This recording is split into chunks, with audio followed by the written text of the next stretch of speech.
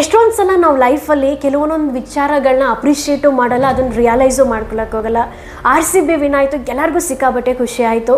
ಅದಕ್ಕಿಂತ ಹೆಚ್ಚು ಖುಷಿ ಕೊಡ್ತಾ ಇದ್ದಿದ್ದು ನನಗೇನು ಅಂತಂದರೆ, ಹೆಣ್ಮಕ್ಳು ಆಟ ಆಡ್ತಾಯಿದ್ರೆ ಅವ್ರು ಗೆಲ್ತಾರೋ ಸೋಲ್ತಾರೋದು ಸೆಕೆಂಡರಿ, ಆದರೂ ಕೂಡ ಗಂಡು ಮಕ್ಕಳು ಆ ಲೆವೆಲ್ಗೆ ಸಪೋರ್ಟ್ ಮಾಡ್ತಾಯಿದ್ರು. ನಾನು ಪ್ರಪಂಚದಲ್ಲಿ ನಾನು ಎಲ್ಲೂ ನೋಡಲಿಲ್ಲ ಆ ರೀತಿ ಒಂದು ಪ್ರೀತಿ, ಒಂದು ಸಪೋರ್ಟು. ಯಾಕೆ ಇದನ್ನು ಹೇಳ್ತಾ ಇದ್ದೀನಿ ಅಂದರೆ, ಸ್ಟ್ರೆಸ್ ಮಾಡಿ ಜೀವನದಲ್ಲಿ ಒಂದು ಹುಡುಗ ಆಗಿರಲಿ ಒಂದು ಹುಡುಗಿ ಆಗಿರಲಿ ಏನಾದರೂ ಅಚೀವ್ ಮಾಡಬೇಕು ಅಂತ ಅಂದರೆ ಪ್ರತಿ ಹಂತದಲ್ಲೂ ಪ್ರೀತಿ ಸಪೋರ್ಟನ್ನು ಸಿಕ್ಬಿಟ್ರೆ ಒಂಥರ ಫ್ಲೈಟ್ ಥರ ಲೈಫಲ್ಲಿ ಎಲ್ಲರೂ ಸಾಧನೆ ಮಾಡಿಬಿಡ್ತಾರೆ ಅಂತ ಹೇಳ್ಬೋದು.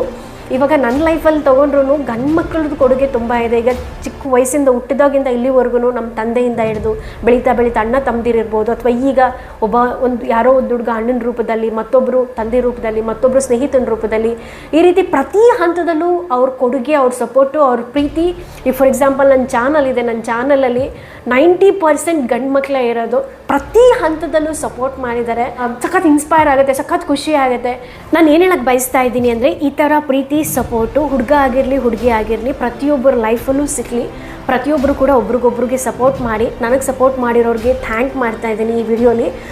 ಅಟ್ ದ ಸೇಮ್ ಟೈಮ್ ಒಬ್ರಿಗೆ ಸಪೋರ್ಟ್ ಮಾಡೋಕ್ಕಾಗಿಲ್ಲ ಅಂದರೂ ಪರವಾಗಿಲ್ಲ, ಅವ್ರ ಮನಸ್ಸನ್ನ ನೋಯಿಸಬೇಡಿ ಮತ್ತು ಡಿಸ್ಕರೇಜ್ ಯಾವತ್ತೂ ಮಾಡೋಕ್ಕೆ ಹೋಗಬೇಡಿ. ನಿಮ್ಮ ಲೈಫಲ್ಲಿ ಯಾರು ಆ ಥರ ಮಾಡಿದಾರಾ, ಪಾಸಿಟಿವ್ ಆಗಿರ್ಬೋದು ನೆಗೆಟಿವ್ ಆಗಿರ್ಬೋದು, ಕಮೆಂಟ್ ಬಾಕ್ಸಲ್ಲಿ ಕಮೆಂಟ್ ಮಾಡಿ, ಇಷ್ಟ ಆದರೆ ಲೈಕ್ ಮಾಡಿ, ಮ್ಯಾಕ್ಸಿಮಮ್ ಶೇರ್ ಮಾಡಿ. Thank you, love you all, by.